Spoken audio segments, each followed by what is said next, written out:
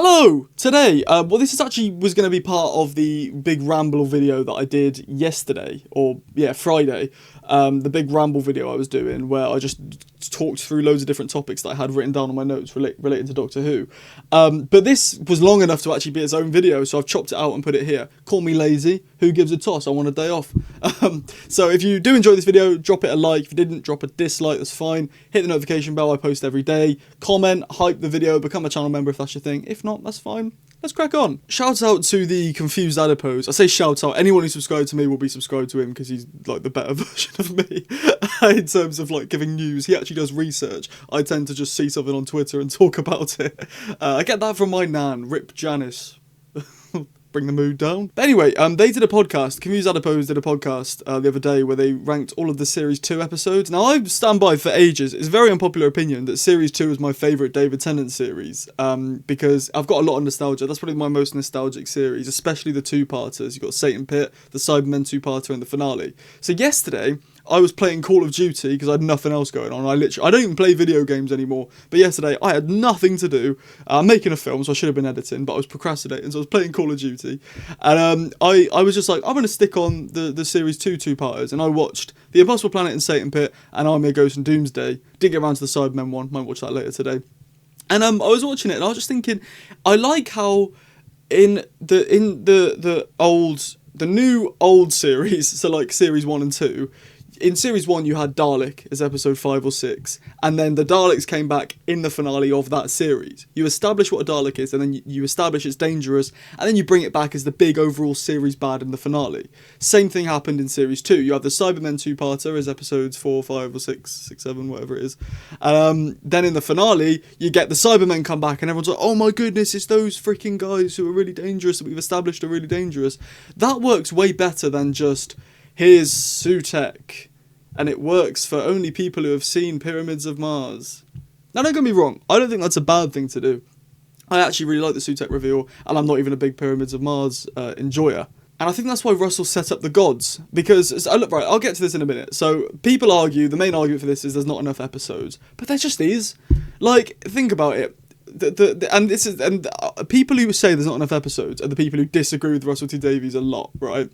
Russell is on the same page as you. He, I assume, in his head went, we haven't got enough episodes to do a Cyberman two-parter or Sutek two-parter in the middle of a series and then bring it back for the finale. So what does Russell do? He creates the gods, the pantheon of gods. They all work in similar ways. They're all equally as dangerous, right? So when you see Maestro in episode 2 of the first series and you see Mr. Ring-a-Ding in episode 2 of the second series, that means that when we see Desiderum the Wish Baby in the finale and Sutek, the god of death, in the finale, we know how dangerous they are because we've seen these previously established gods already.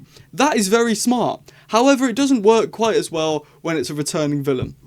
If it wasn't Sutek and it was just the god of death as the series 1 finale, season 1 finale, it would have worked way better because you've already established these gods as these powerful things, and if you have a god of death on top of that, it works so well. The main reason people switched off is because a lot of people went, I don't know who Sutek is, so I'm not going to watch, and turned it off. Because it worked. He did it to work on the reveal. And he's not to know that wouldn't work until afterwards. So I don't blame Russell for that.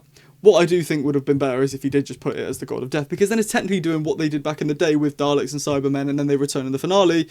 Because you don't have enough episodes, you want more diversity in there, you should have... the gods should have worked on paper. Having Mr. Ring-a-Ding there, showing how dangerous gods are, then having a big god in the finale works just as well as what they did back in the day. So, yeah. But also, the way TV works nowadays, more diversity is like alienating or isolating your show. It's making it an island where you know, a lot of stories nowadays, a lot of shows follow one story over one series, like Stranger Things, for example, which I don't like. I think Doctor Who should stay as it is, episodic, but I think it would help the show if it became like The War Between the Land and the Sea, format-wise. So maybe it would have worked if you did a two-parter of Sutek as like episode 3 and 4, and then Sutek coming back in episode 7 and 8. Maybe that would have worked better, but who are we to know? We don't have a time machine, we don't have an alternate time hopper, we don't go to alternate realities like they do in Rise of the Cybermen and Age of Steel.